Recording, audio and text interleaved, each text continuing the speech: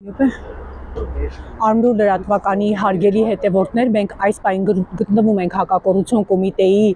Մոսկովյան մասնաճյուղում, ինչպես նկատում եք, տարածքում ոստիկաններն են հսկողություն անում, քիչ անց մեզ հասած տեղեկությունների համաձայն Գյումրի քաղաքապետ Վարդան Ղուկասյանին կտեղափոխեն հակակոռուպցիոն կոմիտեի Մոսկովյան մասնաճյուղ, որտեղ արդեն իրավապահ մարմինները համապատասխան հսկողություն են իրականացնում։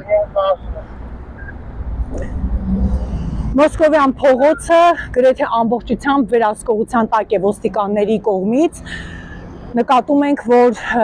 Նալբանդյան փողոցն է գրեթե ամբողջությամբ իրավապահ մարմինների, հատկապես ոստիկանության հսկողության ներքո։ Մենք գտնվում ենք, եւս մեկ անգամ հիշեցնեմ, հակակոռուպցիոն կոմիտեի Մոսկովյան մասնաճյուղում, որտեղ Գյումրի քաղաքապետ Վարդան Ղուկասյանին իրավապահ մարմինները սպասում են ըստ էության մեղադրանք առաջադրելու եւ խափանման միջոցի հարցը քննարկելու։